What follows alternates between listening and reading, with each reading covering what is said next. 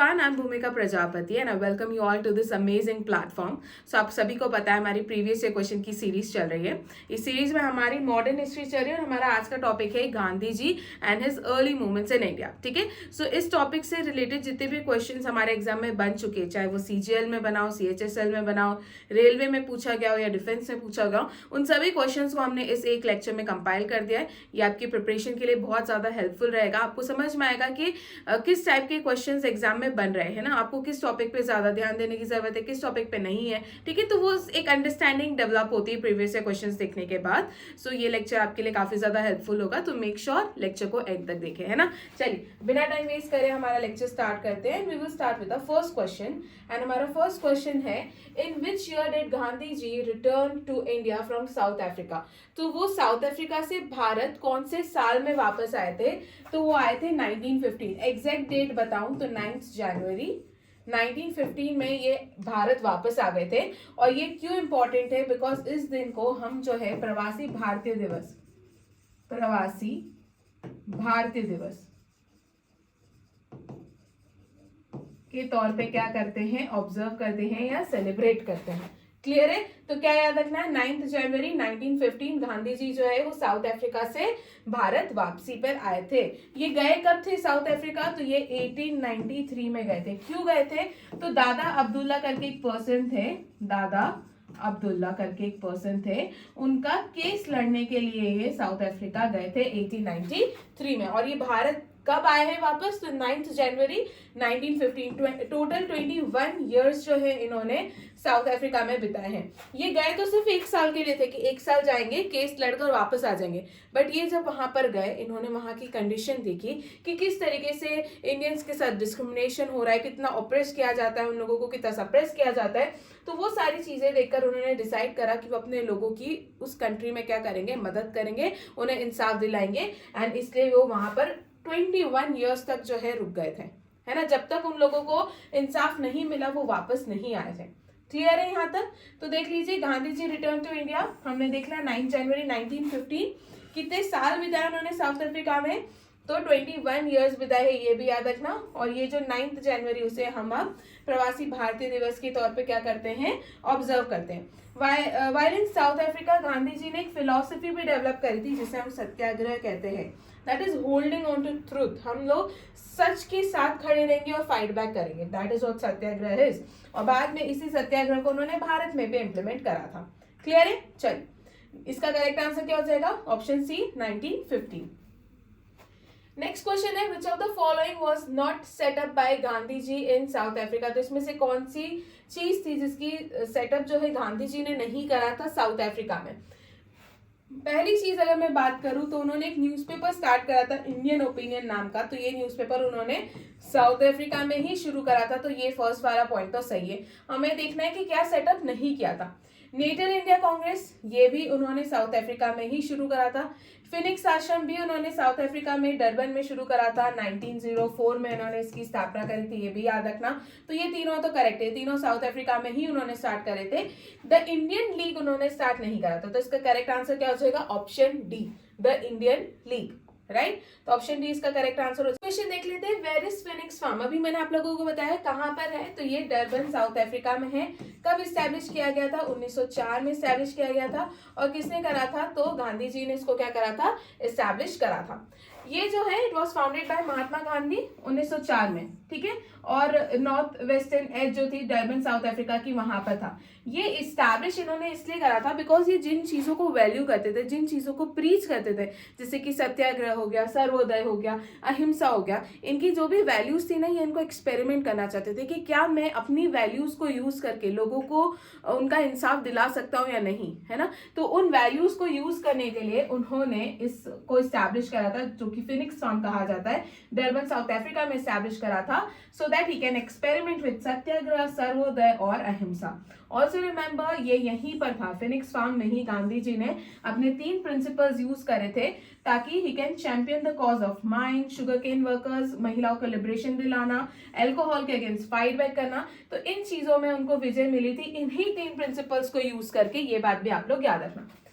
Phoenix settlement was set up into practice the values which he followed and preached for the rest of his life. Also remember, Gandhi ji की एक बात याद रखना, उन्होंने जिन चीजों को वैल्यू करते थे, ठीक है, उनके जो प्रिंसिपल्स थे, ही मेड श्योर कि वो उन प्रिंसिपल्स को, इन वैल्यूज को अपनी, वो जब तक मर ना जाए ना तब तक उन्हें फॉलो करेंगे, उन्हें प्रीच करेंगे। जैसे कि हम नॉन वायलेंस की बात करें, है ना, वो कभी भी वायलेंस में बिलीव नहीं करते थे। सो जब भी अगर कोई एक्टिविटी हुई है जिसमें वायलेंस काफी ज्यादा हुआ है तो उन्होंने उस एक्टिविटी को सपोर्ट नहीं करा, बिकॉज वो क्या करते, वो उन्हीं चीजों को फॉलो करते थे जिनको वो प्रीच करते थे, जैसे कि नॉन वायलेंस हो गया, है ना। तो ये चीज भी आप लोग याद रखना।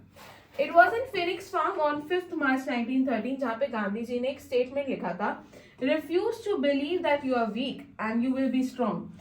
द डे आप लोग ये मान लेंगे, आप लोग रिफ्यूज करने लगेंगे कि आप कमजोर हैं, उसी दिन से आप स्ट्रांग हो जाएंगे। ये स्टेटमेंट से भी क्वेश्चंस बनते हैं। तो ये स्टेटमेंट कहाँ पे लिखा गया है, तो फिनिक्स फार्म में गांधी जी ने ये स्टेटमेंट लिखा था, जो ये कहता है कि वो दिन, जिस दिन आपने ये डिसाइड कर लिया, रिफ्यूज करने लगे कि मैं कमजोर नहीं हूं, आप उसी दिन से क्या हो जाएंगे, स्ट्रांग हो जाएंगे। तो स्टार्ट रिफ्यूजिंग, ये वो कह रहे थे, है ना। चल नेक्स्ट क्वेश्चन की बात करते हैं। Name of the magazine publish by Mahatma Gandhi during his stay in south Africa. अभी हमने देखा उसका नाम क्या था, इंडियन ओपिनियन। तो इसका करेक्ट आंसर हो जाएगा option D, that is Indian opinion. Question की तरफ, दैट इज एम के Gandhi was a supporter of. तो गांधी जी जो है कौन सी फिलोसफी को सपोर्ट करते थे, क्वेश्चन ये पूछा गया है।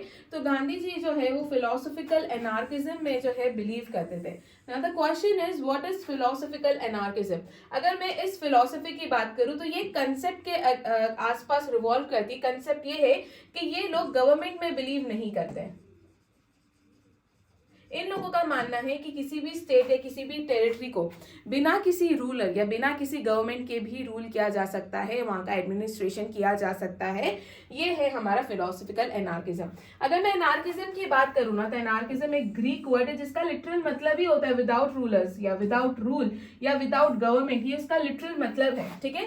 सो एनार्किज्म एक ग्रीक वर्ड है जिसका लिटरल मतलब ही क्या होता है, विदाउट रूलर्स, ठीक है। तो गांधी जी इस फिलॉसफी में बिलीव करते थे। एनार्किज्म एक पॉलिटिकल फिलॉसफी है और एक मूवमेंट है that is sceptical of authority, ठीक है। और ये सभी इनवॉलेंट्री और जो भी कोहर्सिव फॉर्म्स होते हैं उनको ये क्या करता है, रिजेक्ट करता है। और जो हिरार्की वाला कंसेप्ट होता है उसे भी क्या करता है, रिजेक्ट करता है। तो ये एनार्किज्म में याद रखना, ये हिरार्की के जितने भी कोहर्सिव फॉर्म्स हैं उन सभी को क्या करता है, रिजेक्ट करता है। Anarchism calls for abolition of the state which it holds to be unnecessary, undesirable and harmful। इनका मानना है कि हमें किसी ऐसी स्टेट की जरूरत नहीं है जहाँ पे कोई गवर्नमेंट हो, कोई रूलर हो, है ना। इन चीजों के अगेंस्ट रहती है philosophical anarchism.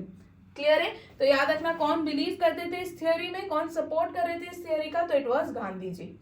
Next question, the twin principles of Mahatma Gandhi Ram Rajya were. ठीक है, तो इनके जो दो मेन सबसे इंपॉर्टेंट प्रिंसिपल्स रहे हैं राम राज्य के, वो है ट्रुथ और अहिंसा।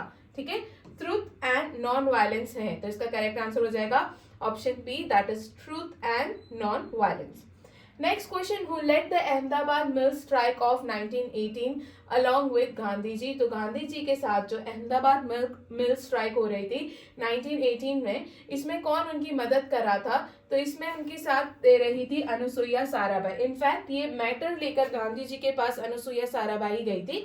हम अभी आगे डिस्कस करेंगे कि क्या है, अभी सिर्फ समझ लो कि अहमदाबाद मिल स्ट्राइक जो थी 1918 में हुई थी, उसमें गांधी जी के साथ कौन मदद कर रहा था, तो वो थी अनुसुईया साराभाई।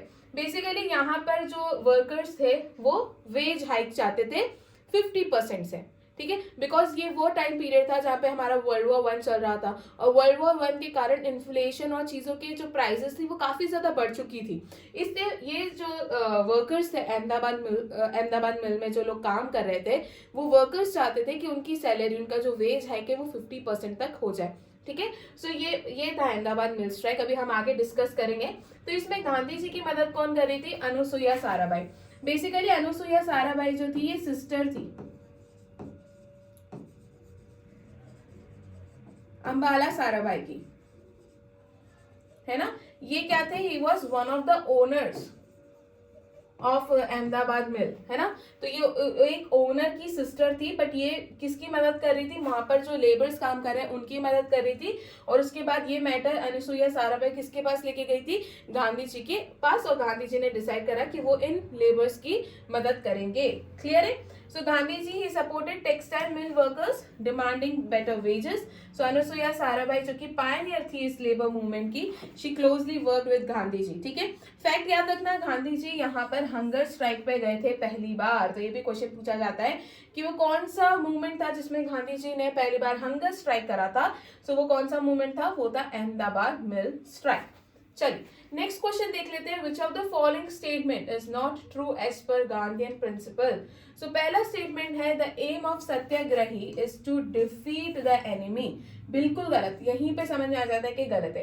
गांधी जी ने कभी भी अपने किसी स्टेटमेंट्स में या उनके जो सत्याग्रह वाला जो कंसेप्ट है उसका कभी मतलब ये नहीं बताया कि वो इस मीन को यूज करके किसी को हराना चाहते हैं, डिफीट करना चाहते हैं. ठीक है, ये इन्होंने डिफीट वर्ड कभी यूज नहीं करा है. वो इसकी जगह वर्ड यूज करते थे रेजिस्ट, है ना. तो हमको यहीं पे पता चल गया कि फर्स्ट स्टेटमेंट गलत है, तो इसका करेक्ट आंसर हो जाएगा ए. दूसरे देख लो, जो सत्याग्रह है उसका वेपन अहिंसा होता था, करेक्ट है.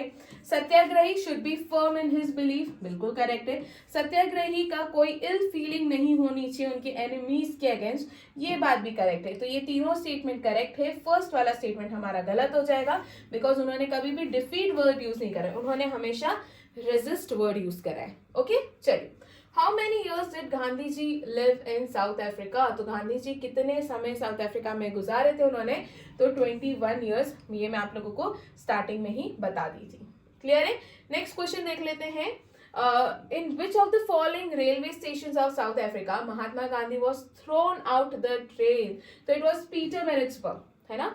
पीटरमैरिट्सबर्ग में उनको ये स्टेशन था जहां पर गांधी जी को ट्रेन में से बाहर फेंक दिया था. थिंग वॉज कि ये फर्स्ट क्लास कंपार्टमेंट में ट्रेवल कर रहे थे. ठीक है, फर्स्ट क्लास कंपार्टमेंट की टिकट लेके ट्रेवल कर रहे थे, तो वो वहां पर बैठे थे और उसी दौरान जो है वहां पर एक इंग्लिश मैन का आना होता है. ठीक है, एंड उसे एक्सेप्टेड नहीं था कि किस तरीके से एक ब्लैक पर्सन, एक ब्राउन पर्सन जो है वो हमारे साथ सेम कंपार्टमेंट जो है हमारे साथ बैठेगा और सेम कंपार्टमेंट शेयर करेगा. सो उस बंदे को ये एक्सेप्ट नहीं हो रहा था. उसका मानना था कि वो हम उस समय इंडियंस के लिए कूली वर्ड यूज किया करते थे कि कूलीज जो है वो कैसे हमारे साथ बैठ सकते. तो वो तुरंत गए स्टेशन मास्टर के पास, उन्होंने कहा कि प्लीज इसे हटाइए, है ना. उनका ईगो हर्ट हो गया कि वो कैसे, इन लोगों को ना एक बीमारी थी, superiority complex, white superiority complex, है ना. इनका मानना था कि दुनिया में सबसे ज्यादा कोई सुप्रीम है, कोई सुपीरियर है, तो वो कौन है? वो व्हाइट्स है. तो ये व्हाइट्स एंड ब्राउन्स और ब्लैक्स के साथ कैसे बैठ सकते हैं? क्लियर. तो इसलिए उन्होंने क्या करा, वो गए टीटी के पास गए और बोला इसे हटाओ. तो टीटी यहाँ पर बोलने लगे गांधी जी को कि प्लीज आप लोग उस रूम में जाके बैठिए जहाँ पर आप जैसे लोग बैठते, जहाँ पे कूलीज बैठते, ठीक है, जहाँ पे ब्लैक्स और ब्राउन्स बैठते, जहाँ पे गरीब लोग बैठते, आप लोग वहां पर जाके बैठे, है ना. गांधी जी से कहा कि आप वहां पर जाके बैठिए. गांधी जी ने यहाँ पे रेजिस्ट करा कि मैं क्यों जाऊं, मेरे पास टिकट है ना, मेरे पास फर्स्ट कंपार्टमेंट में बैठने की ही टिकट है, तो मैं क्यों जाऊंगा.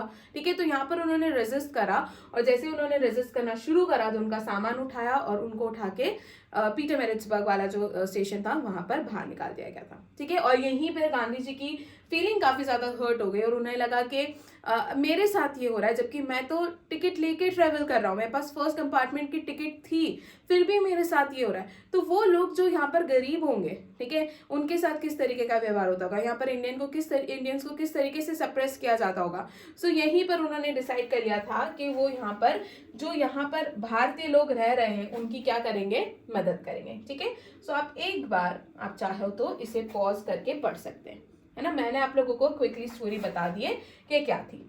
चलिए बढ़े हम हमारे नेक्स्ट क्वेश्चन पर. बढ़ने से पहले देखो, ये पता है आप लोगों को कि हमारा हिस्ट्री का कोर्स लॉन्च हो चुका है. ठीक है, ये मैंने आप लोगों को बता दी, सभी वनडे एग्जाम्स के लिए हेल्पफुल है. आपको कहाँ मिलेगा? तो पूजा जैन क्लासेस एप्लीकेशन जो है ना, वहां से आप इस हिस्ट्री के कोर्स को क्या कर सकते हैं, परचेस कर सकते हैं. ये सभी एग्जाम्स के लिए हेल्पफुल है. ठीक है, यूपीएससी हो गया, स्टेट पीएससी हो गया, रेलवे, डिफेंस, इन सभी एग्जाम्स के लिए ये हेल्पफुल है.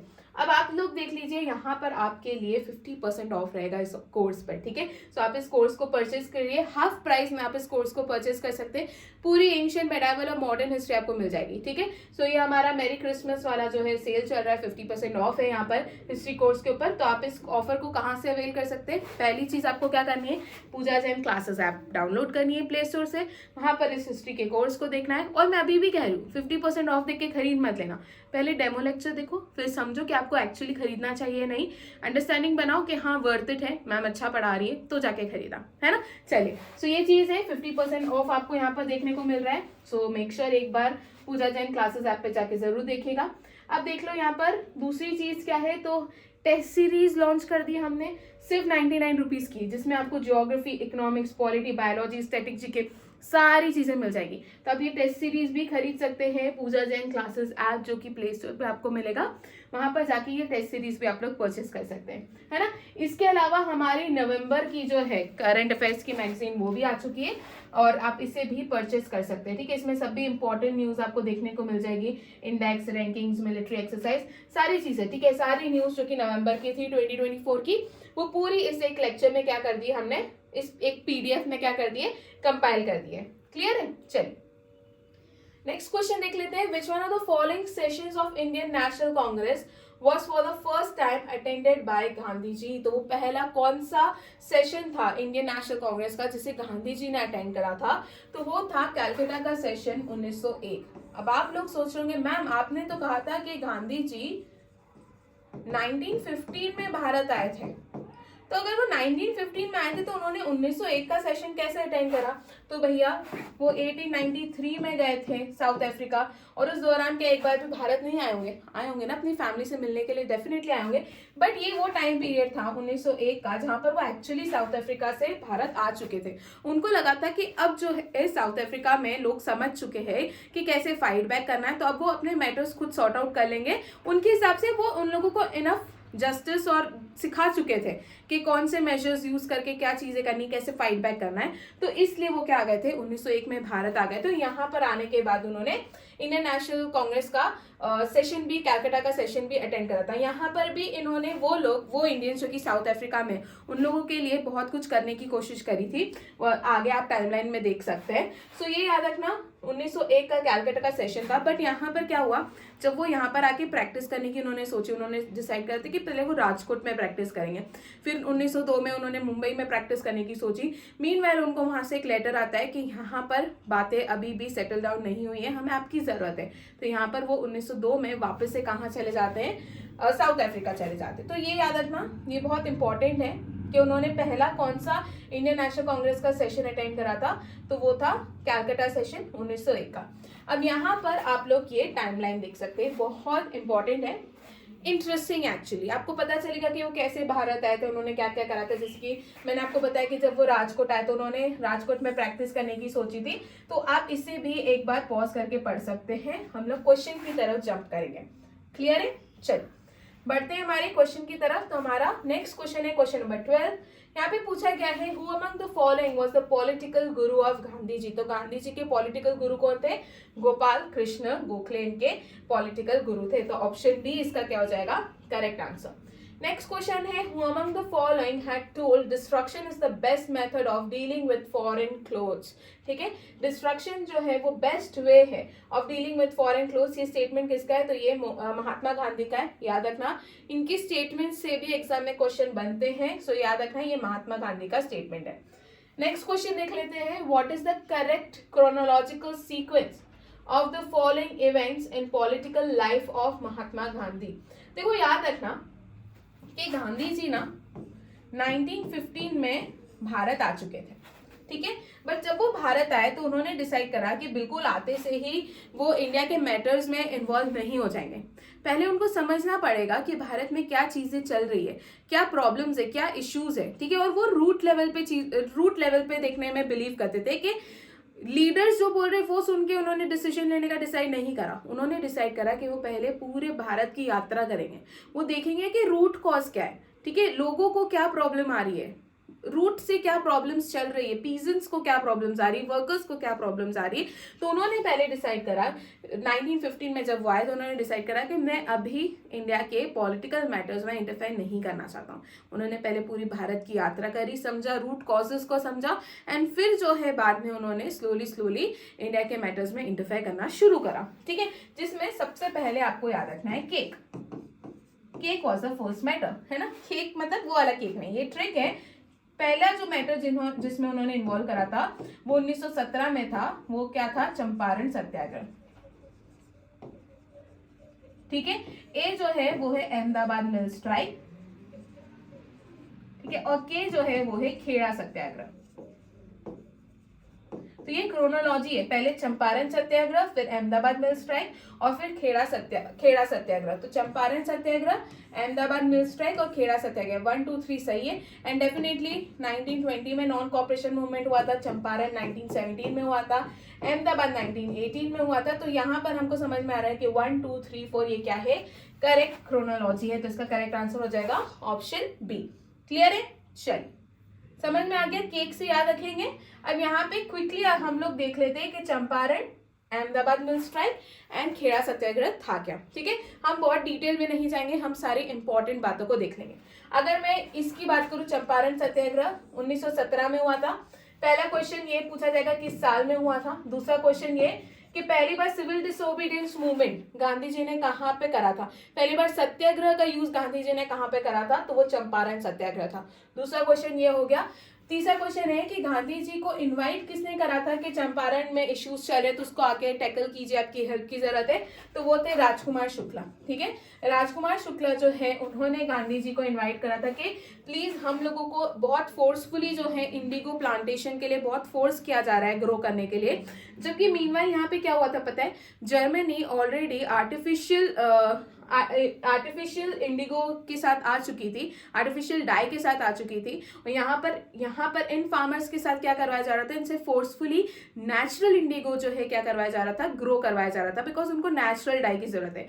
बट अगर मार्केट में कोई इजी वे में डाई मिल चुका है, आर्टिफिशियल डाई आ चुका है, तो कोई क्यों इसे परचेज करेगा और इतनी लंबी प्रोसीजर भी क्यों करेगा कि पहले इंडिगो उगाए फिर उससे डाई बनाए, जबकि आर्टिफिशियल चीज आ चुकी है। तो यहाँ पर फार्मर्स का कहना था कि हमें इसको ग्रो करना बंद कर देना चाहिए, बट यहाँ पर फिर भी फोर्सफुली इनसे इंडिगो का कल्टीवेशन करवाया जा रहा था। और इसे तिनकथिया सिस्टम भी कहा जाता है, ये भी याद रखना, बिकॉज कितने पार्ट में उनसे करवाया जा रहा था, तो 3/20th पार्ट जो है वहां पर उनसे इंडिगो का कल्टीवेशन करवाया जा रहा था।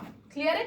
सो इसी के अगेंस्ट जो है राजकुमार शुक्ला ने कहा कि गांधी जी हमें आपकी मदद चाहिए, ठीक है, हमसे फोर्सफुली चीजें करवाई जा रही है, तो हमें आपकी हेल्प की जरूरत है, तो प्लीज आप आइए हमारी मदद कीजिए। और यहीं पर आके गांधी जी ने चंपारण सत्याग्रह किया था।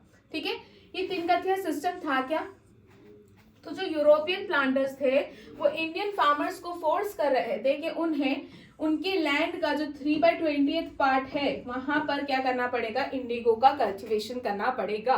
क्लियर है। गांधी जी ने क्या एक्शन लिया, गांधी जी ने एक पैसिव रेजिस्टेंस किया, ठीक है, सिविल डिसोबीडियंस कह सकते हैं, या सत्याग्रह शुरू करा इस अनजस्ट सिस्टम के अगेंस्ट। अथॉरिटीज को इवेंचुअली गांधी जी को अलाउ करना पड़ा कि वो इन पीजेंट्स किन किन प्रॉब्लम से सफर कर रहे हैं उसमें इंटरफेयर कर सकते हैं। इनफैक्ट अगर स्टोरी ऐसी थी बेसिकली कि गांधी जी ने सिविल डिसोबीडियंस मूवमेंट शुरू करा था। सिविल डिसोबीडियंस मतलब क्या है कि कोई भी सिविल ऑर्डर आएगा वो उसे क्या करेंगे, डिसोबे करेंगे, है ना। सो यहाँ पर गांधी जी जब आए थे तो उनको समन किया गया था, उनको कोर्ट बुलाया गया था, बट उन्होंने इस ऑर्डर को क्या कर दिया, डिसोबे कर दिया, है ना, वो नहीं गए थे उस समन में। ठीक है, बाद में जो है इन लोगों ने गांधी जी को अलाउ किया कि ठीक है आप पता कर सकते हैं कि क्या, इनको समन क्यों किया गया था पता है, उनको समन इसलिए किया गया था कि आप इनके इंटरनल मैटर्स में क्यों इंटरफेयर कर रहे हैं, या गांधी जी जो है ना इंटरफेयर करके यहाँ के लोगों को भड़काने की कोशिश कर रहे हैं, इसलिए उनको समन किया गया था। बट वो गए ही नहीं, है ना, कोर्ट के ऑर्डर को उन्होंने क्या कर दिया था, डिसोबे कर दिया था। यही क्या था, सिविल डिसोबीडियंस मूवमेंट था। सो वो गए नहीं, बट उन्होंने कमेटी फॉर्म करी, फिर उन्होंने पीजेंट्स की जो भी प्रॉब्लम्स थी वो सारी चीजें लिखी, और यहाँ पर जो है उनके साथ कौन कौन सपोर्ट में थे, तो राजेंद्र प्रसाद थे, अनुग्रह नारायण सिन्हा थे, और बहुत सारे लोग जो है इनकी मदद कर रहे थे। यहाँ पर आउटकम क्या निकला, ये जो तिनकथिया सिस्टम है इसको अबॉलिश कर दिया। फार्मर्स जो है उनको कंपनसेट कर दिया था, उनको कंपनसेशन दिया गया था by Britishers for illegally extracting dues from them, है ना। सो ये चीजें याद रखना, ये क्या थे, इसके आउटकम थे। ओके, मैं डिटेल में नहीं जाऊंगी, अब मैं क्विकली आपको चीजें बताऊंगी, वरना बहुत टाइम वेस्ट हो जाएगा, है ना। अहमदाबाद मिल स्ट्राइक की बात करें तो यहाँ पर पहली बार सत्याग्रह और हंगर स्ट्राइक यूज किया गया था। जो अहमदाबाद में जो मिल थी, है ना, कॉटन की मिल थी, यहाँ के जो ओनर्स थे उनको 50% वेज हाइक चाहिए था, ठीक है, बट जो मिल के जो ओनर्स थे वो वेज हाइक देने को रेडी थे, बट उनका था कि हम सिर्फ 20% वेज हाइक देंगे, ठीक है। सो यहीं पर ये जो कि बहुत कम था, इसे जो वर्कर्स थे वो किसके पास गए, अनुसुईया साराभाई के पास गए। अनुसुईया साराभाई से कहा कि प्लीज आप हमारी मदद कराइए। ये किसकी थी, तो अंबालाल साराभाई की क्या थी, सिस्टर थी, जो कि ओनर थे, वन ऑफ द ओनर्स थे अहमदाबाद मिल ओनर्स एसोसिएशन में, वन ऑफ द प्रेसिडेंट थे, ओनर थे, तो वो उनकी सिस्टर थी। फिर अनुसुईया साराभाई जो है वो गांधी जी के पास जाती है और उनसे कहती कि आप इन लोगों की मदद कीजिए, है ना। So she went to Gandhi ji and asked him to intervene the matters, और इस प्रॉब्लम को सॉल्व की जाए वर्कर्स और ओनर्स के बीच में। तो यहाँ पर गांधी जी उन लोगों को समहाउ कन्विंस कर लेते हैं। वो लोग 20 से 35% तक आते हैं और गांधी जी ने कहा कि जितना हाइक मिल रहा है उतना ले लो। तो यहाँ पर उन लोगों ने अग्री करा। 50% की डिमांड थी बट 35% पर भी जो ओनर्स थे मिलके वो मान जाते हैं। उसके बाद खेड़ा सत्याग्रह गुजरात में है। यहाँ पर प्लेग आउटब्रेक और सीवियर फेमाइन के कारण जो है फार्मर्स जो पे नहीं कर पा रहे थे, farmers were unable to pay land revenue to the British government, है ना। सो वो चाहते थे कि ये जो है वेवर किया जाए, जो भी पैसे मांग रहे हैं वो हटा दिए जाए, बिकॉज प्लेग आउटब्रेक भी हो गया था, फेमाइन भी आ गया था, तो इतने पैसे नहीं थे, है ना। सो यहाँ पर farmers requested a waiver of revenue due to crop failure, ठीक है। ब्रिटिश रिस्पॉन्स क्या था, they refused the demand and insisted on full tax payment. यहीं पर गांधी जी जो है आते हैं सरदार वल्लभ भाई पटेल के साथ, है ना। सो याद रखना गांधी जी और सरदार वल्लभ भाई पटेल दोनों ने ही खेड़ा सत्याग्रह में बहुत इंपॉर्टेंट रोल प्ले करा था। मेथड क्या था, तो पीसफुल नॉन कोऑपरेशन। फार्मर्स ने जो है टैक्स पे करने से रिफ्यूज कर दिया था। फार्मर्स जो है they receive support from national leaders, जैसे कि सरदार वल्लभ भाई पटेल, फिर नरहरि पारिक हो गए, मोहनलाल पांडे हो गए, इनके सपोर्ट मिल रहे थे। आउटकम क्या रहा, ब्रिटिश गवर्नमेंट जो है दे रिलेंटेड, ठीक है, रेवेन्यू कलेक्शन को सस्पेंड कर दिया था फॉर दैट ईयर, बिकॉज वो एरिया फेमाइन से काफी ज्यादा अफेक्ट हुआ था। क्लियर है। सो खेड़ा सत्याग्रह याद रखना और सरदार वल्लभ भाई पटेल का नाम भी याद रखना, वो भी इन्वॉल्व थे इसमें, ये चीज भी याद रखना। नेक्स्ट क्वेश्चन है which of the following statements about Mahatma Gandhi are true, इसमें से कौन से स्टेटमेंट्स उनके रिगार्डिंग करेक्ट है। तो उन्होंने अपनी अर्ली एजुकेशन राजकोट में ली थी, करेक्ट है। 13 साल की एज थी जब उनकी कस्तूरबा गांधी के साथ विवाह करवा दिया गया था, ये भी करेक्ट है। उन्होंने इनर टेम्पल लंदन से पढ़ाई करी थी अपनी लॉ की, ये भी करेक्ट है।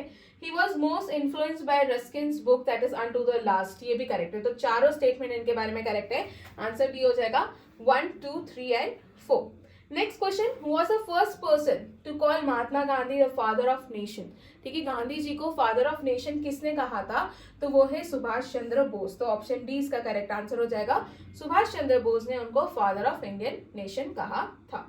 चल नेक्स्ट क्वेश्चन देख लेते हैं। The prefix Mahatma was added with the name of Gandhi, तो गांधी जी के साथ ये प्रीफिक्स कब ऐड किया गया था। देखो 1915 में वैसे तो इनको ये प्रीफिक्स दिया गया था महात्मा, किसने दिया था, तो रविंद्रनाथ टैगोर ने दिया था।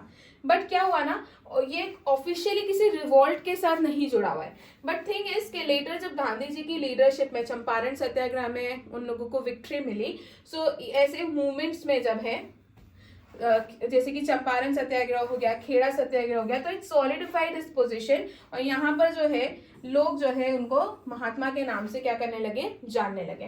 तो ऐसे कोई पर्टिकुलर रिवॉल्ट से एसोसिएटेड नहीं है, वैसे तो इसका करेक्ट आंसर चंपारण सत्याग्रह है, बट 1915 में जो है रविंद्रनाथ टैगोर ने महात्मा टाइटल गांधी जी को दिया था, बट वो किसी पर्टिकुलर रिवॉल्ट या मूवमेंट से एसोसिएटेड नहीं है।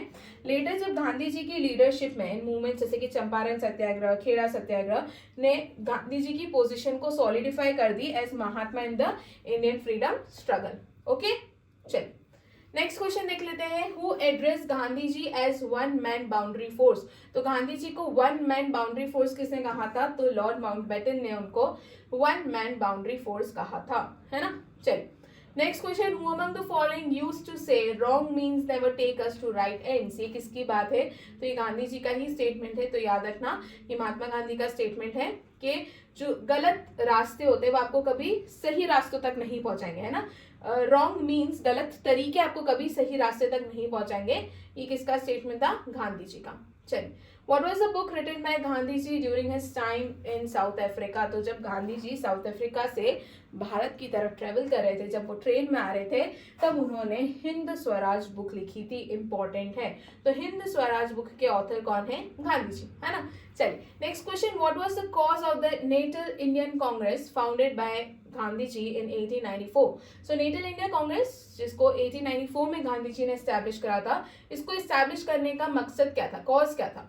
सो to fight for India's independence, बिल्कुल भी नहीं. To demand tax reduction for India's, बिल्कुल भी नहीं. To represent the rights of Indians in south Africa, ये बिल्कुल करेक्ट है.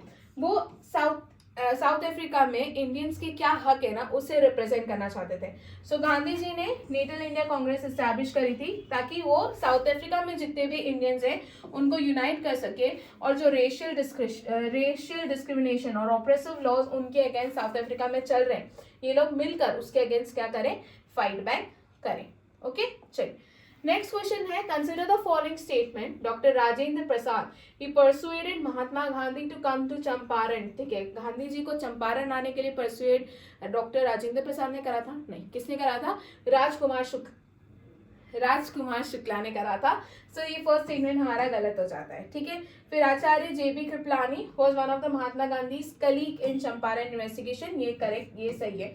तो फर्स्ट गलत है, तो फर्स्ट ओनली तो नहीं हो जाएगा. बोथ 1 and 2 भी नहीं रहेगा, बिकॉज सेकेंड सही है.